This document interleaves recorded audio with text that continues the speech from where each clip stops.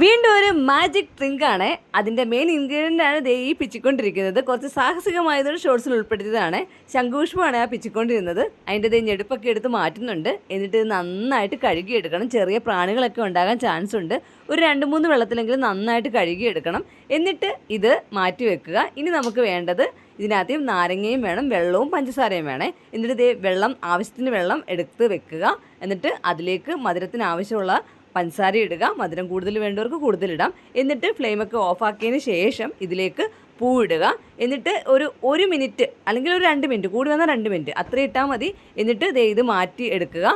ഇത് അരിച്ചെടുക്കേണ്ട ആവശ്യമൊന്നുമില്ല, ഇങ്ങനെ സ്പൂൺ കൊണ്ട് ഇങ്ങനെ മാറ്റിയെടുത്താലും മതി. പൂവൊക്കെ മാറ്റി ഉടനെ തന്നെ ഈ ഗ്ലാസ്സിലേക്ക് ഒഴിക്കുകയാണ് കേട്ടോ. ഇതിൻ്റെ മാജിക്ക് കാണാൻ വേണ്ടി നാരങ്ങ പിഴിഞ്ഞൊഴിക്കാനുള്ള പരിപാടിയൊക്കെയാണ്. അങ്ങനെ നാരങ്ങയൊക്കെ പിഴിഞ്ഞൊഴിക്കാൻ പോവുകയാണ് കേട്ടോ. ഇതിൻ്റെ കളർ ചേഞ്ച് നല്ല രസമാണ് കാണാൻ.